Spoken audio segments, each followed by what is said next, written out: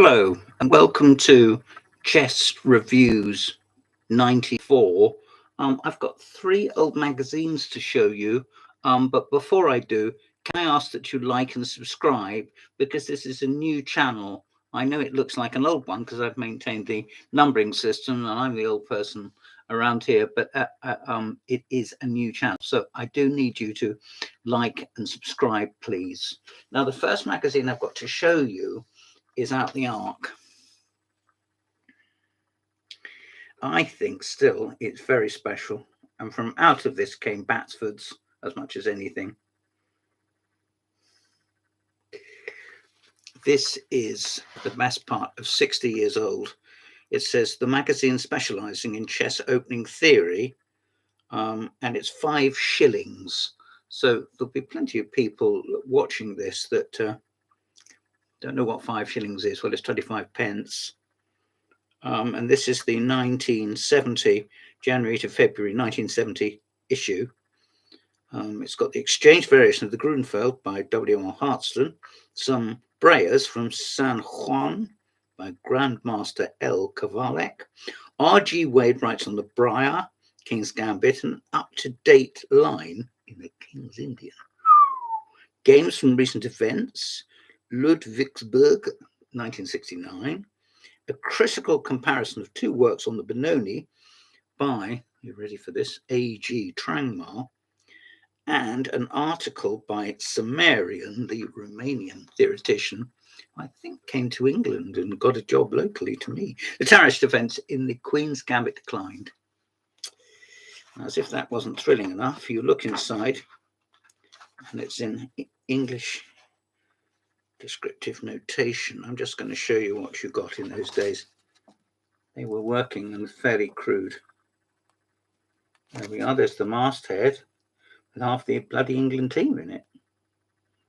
Interesting that the general editor is Boyd, who's just died, Frank Boyd, who also wrote a book on the King's Indian. I don't like his place in chess. I was going to say history, but you know what I mean. To be forgotten. Article here by Bill Hartston. In recent years, while never attaining the popularity of the King's Indian or the Nimzo Indian, the Grunfeld has consistently scored acceptable results for black. In the hands of Last and Korchnoi, occasionally Ullman and Fischer, has proved a useful and dangerous weapon. Bill was, of course, going to go on to write a book about the Grunfeld. And, well, he's still with us as a person, but he's not a chess person, is he? He's more interested in the media, so I won't crap on about that. I'm sure he does great stuff. Just quickly flick through. Goes into some depth. Talking about 10th move options. Some Breyers. This is 9 knight g8. So it says knight to knight 1 from San Juan. I'll just show you the page. There we are. It's where you track the knight back, goes all the way back in order to let the pawns come forward. Afford him some little flexibility. Here is a line in the King's Gambit, which Keane rather likes, doesn't he? Queen h4 check, 2 queen h4 check, g3, and then back to e7 again up here. Yeah, there. Sorry, I'm not very good at things backwards. And there's a book review of the 1968 candidates by Bernard Cafferty. I'd certainly like that now, actually. The book is provocative in the best sense of that adjective. My thoughts wander over the field of candidates' matches and candidates' tournaments. Gained much from the prolonged publicity of the matches.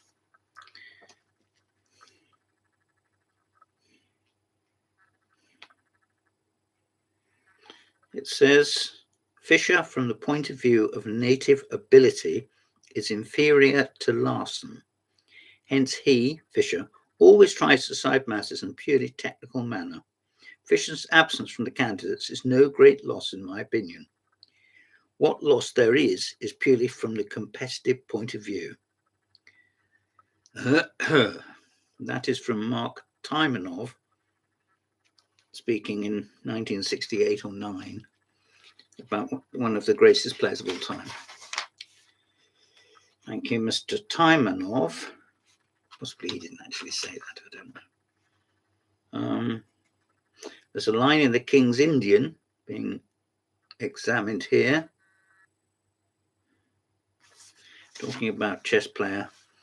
That's the Nottingham. And they're still doing stuff, aren't they, now? In a modest way, historical stuff. More stuff on the King's Indian. There's lots of good references showing possibilities of pawn breaks. And if you look here at F5 and where the attacks are, throw the pawns. Throw the pawns. Ah, here's some team event. A little known event, practically ignored by the world's chess magazines. It's in 1969, we shall be publishing all 23 games from the Grandmaster event. Pomar withdrew after playing 2 games. Wow. How about that then? I wonder if these games, I haven't checked, are on any database today. I would think they probably are. Polygaevsky won the event. Flager, Zaitsev, Kern, I don't know who Kern is, and Arturito, as he was known as a little boy, the diminutive form of Arthur, playing 2 games and then having to withdraw. Here we are, Mr. Trangmar, in brackets, Trinity College, Cambridge. Talking about Bill Hartson's book, which I mentioned earlier, didn't I? Actually, I didn't. The Grunfeld I mentioned. The 4-pawn attack against the Benoni.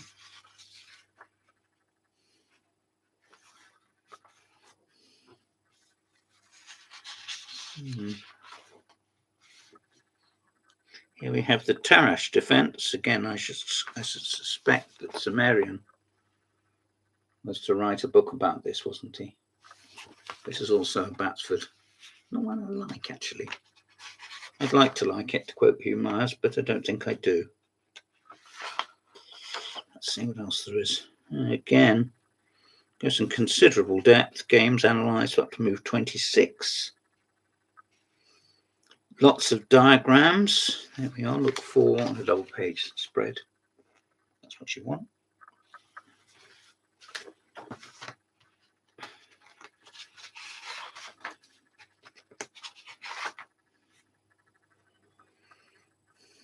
A plug for International Correspondence Chess, the magazine. And asking for Infomartals 1 and 2. That's very sweet. What are we up to now? 156 or something.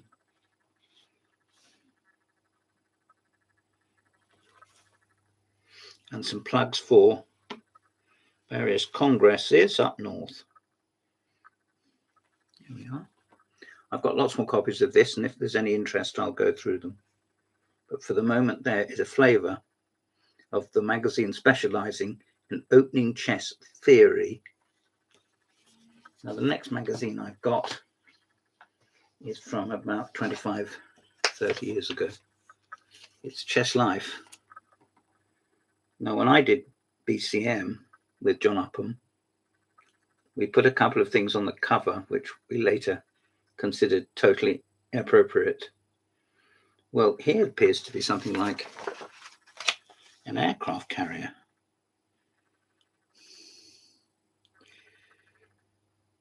It's the 1996 US Interplay Chessathon Games for Gamers. I don't know. And Art Biscay giving a simul.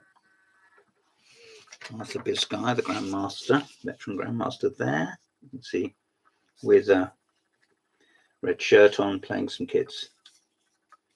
All lined up.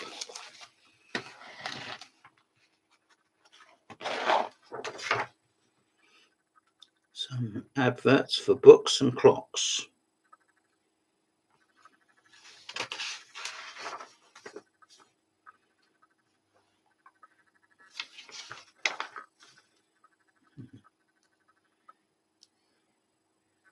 Talking about the match between Karpov and Kamsky, which was to be the end of Kamsky's challenge for the World Championship, though not his chess career. A decision taken, and I'm not saying this to be provocative, I'm sure, by his father. Mr. Kamsky Sr. was someone who is wanted not to be ignored. The letters section, which you probably wouldn't get today because people don't send letters, they send emails, which is good probably. Letters from Europe. Somebody traveling to Monaco. Zai Jun, China, of course, playing Judith Polgar. Lopez. Very small text, but I can read it away. My poor old eyes. There we are. Look. US seniors. It's interesting that as long ago as that, our senior event is going senior tournaments, and also the putting to the Confederacy of our seniors, and then going abroad. So there's a lot of camaraderie there, which is not a lot of good. It's lovely that it happens. And there are a number of people. Tim Harding is one, Stuart Rubin is another. These who really flag these events up months in advance, which is what you should do, and people can get ready passports and so forth. Lovely. So you can combine a holiday with some pretty tough chess, I should think. That's interesting. They have an advert here for Attacking Chess by Josh Waitzkin. I know Josh didn't quite fulfill his destiny of becoming Bobby Fischer, or even finding Bobby Fischer. But there's an advert for his book. It is there, which I bought and enjoyed. I'm not sure where it is now, if I still got it. There's a note here about how to do algebraic notation. An article by Jeremy Silman, who's just passed away, The Enormous Importance of Squares. That's the sort of thing which you can overlook, perhaps. And then you wonder why you're losing, or you wonder why you started off all right, not losing material, but you did lose face, and you did find it increasingly difficult to find good moves because the good moves weren't there. Solitaire Chess with Bruce Pandolfini. Nice tactical game. Some problems down the side.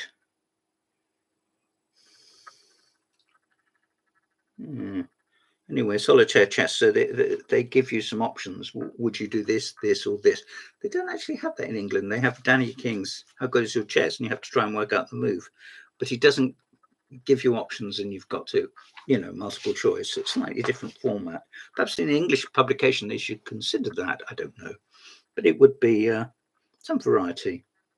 Back to basics, mastering the bishop takes h7 combination with Lev Albert and Larry Parr. When Larry Parr died, I got a bollocking because I didn't write enough. And then I wrote some more.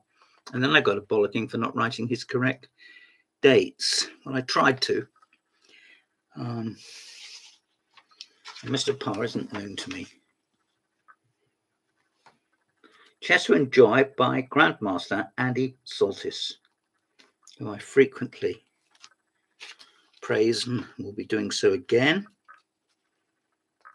Some problems, decisive games, money, and material. So once again, as I always say, the text is a bit small, but I think it's quite good. Let's just go across here. There we are. There we are. For once, I've done it correctly. There. See those? So you can have some fun solving them. You might be able to get Chess Life now in bound form, and if you can, I suggest you do. It is a lighter publication. US doesn't really perhaps take itself as seriously as foreign language English publications, and I would extend that to New in Chess, which takes itself very seriously. But these guys are more in the business of commercialism and enjoyment, and also sort of democratic thinking. So if there's a tournament for old ladies, they just like to put the winner's face on the cover, whereas we'll probably be just putting a grandmaster's face. Anyway, move that aside. This is Endgame Lab, probably worth its weight in gold, by Palbenko. Palbenko, having been one of the strongest players in the world, flitted back and forth. I've read his book, From Hungary to the USA, and from the USA back to his native Hungary. But I'm saying native because, in fact, I think he was born in France. If I'm wrong about that, please write in and correct me. Unorthodox chess openings, lunatic fringe, it says. It goes c4, g5. The main quality of this move is sheer audacity.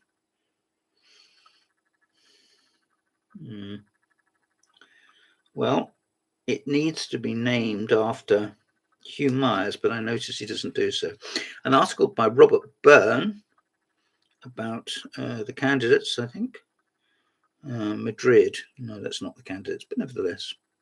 Here is Robert looking scholarly and deep in thought. Yeah. Too many moves. The 65th square. 64 squares on a chessboard, 8 by 8. And you can guess the rest. Here is Mr. Michael Rode, the Grandmaster. He did come to England and married the lady that did the pairings.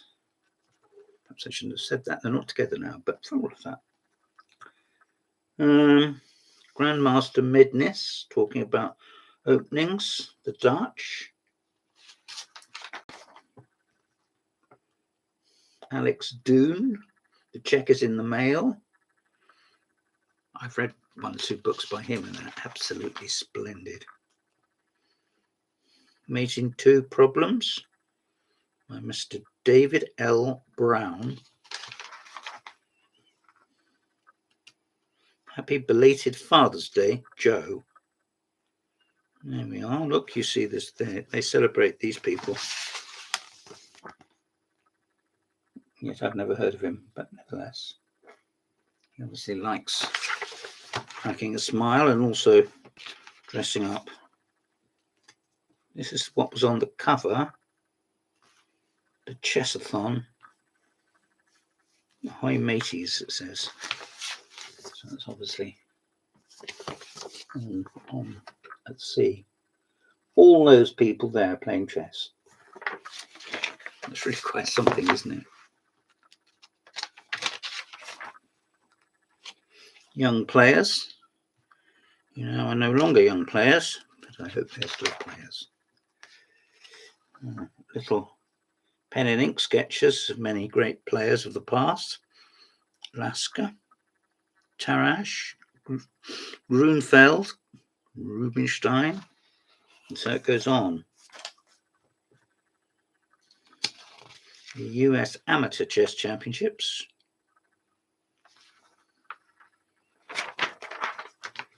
North versus South. Obviously regional. Sending monographs. A nuclear explosion. Not certain I want to be reminded of nuclear war, but nevertheless, there we are. They certainly go in for a lot more unannotated games, which perhaps, I don't know, is a bit of a shame. I always prefer to say fewer games, but with notes.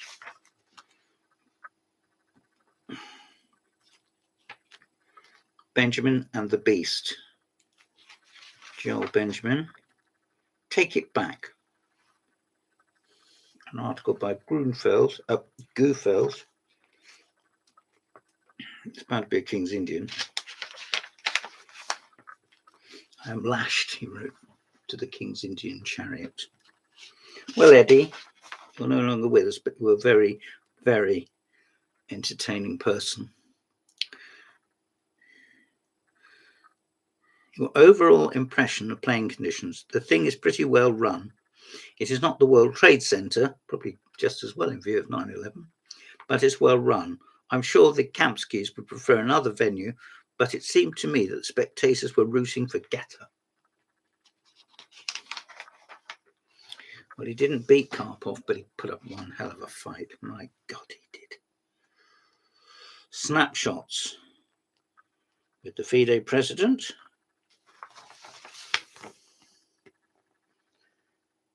Yeah, several pictures of the FIDE president. Shaking hands with the one and only Arnold Denker. Lots and lots of events coming up. Details, very detailed.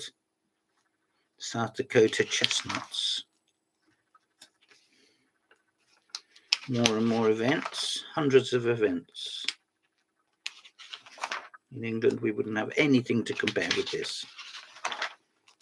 Look at this. I mean, it just looks like a telephone directory. Perhaps it is. Look at that. State by state. You can't help but be impressed. Adverts for clubs. North Carolina, Ohio. The answers to some of the problems and puzzles and so forth. Benko's bafflers. What's the best move?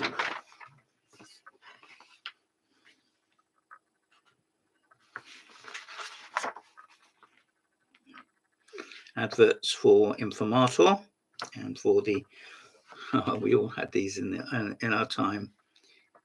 The ECOs, encyclopedias. Train with a Grandmaster, the Roman Forum. Mr. Dishvindishvili. You'll still get his stuff nowadays. He certainly has a very relaxed approach. Now, I've left the best to last, perhaps. This was a magazine which was not long-lasting, like so many. Of course, it's back with a bang. It was called Chess Express, and it was fortnightly. And this is the 1984 issue, and it was 65 pence. Now, I really do think that chess magazines should go back to being 65 pence. Victor Korchnoi is back in business. He and Alexander Belyavsky staying to display of total domination, outdistancing a strong field at Rakenzee, which is in Holland, which is a very, very traditional tournament, by 2.5 points. Nikolic was third, then Ulf Anderson, then Adoyan, Hubner, Topmakov, John van der Wiel, and England's very own Tony Miles, 10th to Zonko. So it was very strong. Torre came as low as 12th. Van der Sterren, who played in the candidates once, but nevertheless, and I think he's just written a book. I think he has, last. Pictures of John Nunn, John Spielman, and the one and only Gary Kasparov. And up here, my friend, Mr. Stuart Rubin.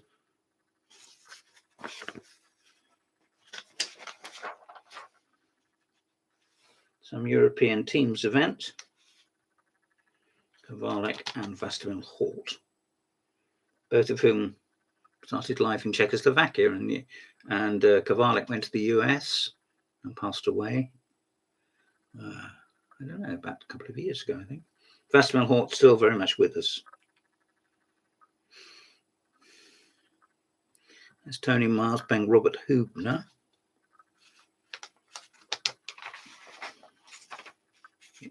Belyavsky, looking scholarly. All these games have got pretty good notes. Kasparov talking about clock control, something which is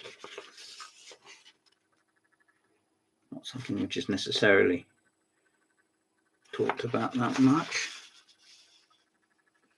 from a statistical, and also he plots it on a graph. Stuart Rubin talking about Acorn Computers bringing the candidate semi-finals to London, which I went to, with sponsors for events ranging from weekenders to internationals. This enviable state of affairs has been a slow and gradual process. Not quite certain what that means, but nevertheless. Philanthropy. Most notable was the input from Jim Slater of the 1960. Yes, Slater was an industrialist, and he doubled the purse, I think, for the Fischer-Spassky match in Reykjavik in 1972. There we are outside County Hall, which is on the banks of the Thames, and which was the home of the GLC, Greater London Council, until such time as Margaret Hilda Thatcher decided that she didn't like it. But that's getting into deep water. And it is also going away from chess, which is not my plan. There's an article about publicity director Jim Timperley and a picture of Mr. David Anderton, who is also sadly no longer with us. There is also hope for a national pub championship. Roots of British chess. Well, that sounds fun, but I'm not sure that we necessarily needed it. Miles doing nothing so much as giving a loss by Raymond Keane in his column.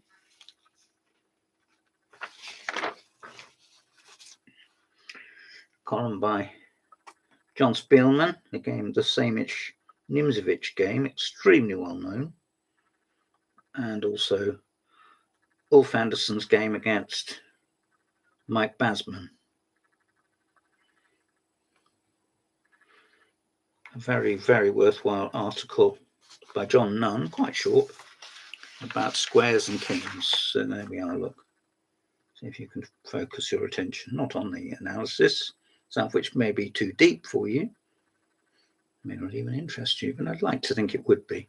White to play and win. So you can set that up on your board now, can't you? Don't cheat and work it out. I'll have some fun. Show it to others, say, this is a position, what do you think? Don't worry, people will come forward with opinions. An article by Nigel Davies about the modern defence and the game against Dan Cramling, Pierre Cramling's brother. More games from Reich and Zay. And a column by Craig Pritchard going over a club game in the King's Gambit. A letter from Ray Edwards. He wants to become owner or co-owner or something of BCM at one time, I think. Junior scene, Paul Littlewood talking about an endgame he saw. Doesn't say the players' names, I don't think. However, I was surprised and thrilled to learn that black was the London junior Demos Cassapis. Actually, it's not Cassapis. It's Hassapis. And it changed to Hazabis, didn't it? And he is now a world expert on computers, hasn't forgotten chess. This is rather fun. Michael Adams becomes the youngest ever county champion by winning the Cornwall Close Championship at 12. Oh, oh, blessings. There's Tricky Mickey.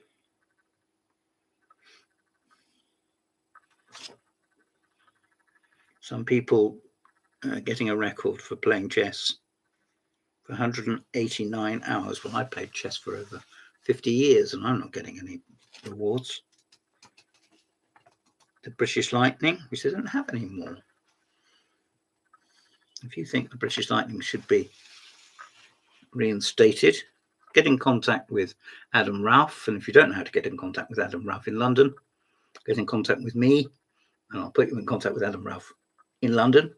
And maybe, just maybe, it could be revived. This is the British Lightning Championships, which was won by Streatham and Brixton with 18.5 out of 24. And the individual championship was won by Mark Hebden and John Levitt with 7 out of 9. And amongst those tying for third place, Mickey Adams, Keith Harkle, Joe Gallagher, and the one and only Russell Granite. And on the back, they're talking about the Phillips and Drew Kings, the third time with Karpov and Murray Chandler. A nice word from Nathan Goldberg, who was the publisher. And an ELO list of the English Brits. They're calling them Brits. Oh yes, I was going to say there are Scottish players here. And top of the list at 2,610, the late Tony Miles. Please like and subscribe. Thank you very much for your time. This has been Chess 94, I think. Yes, Chess 94. I'm James Pratt. Thank you for your time.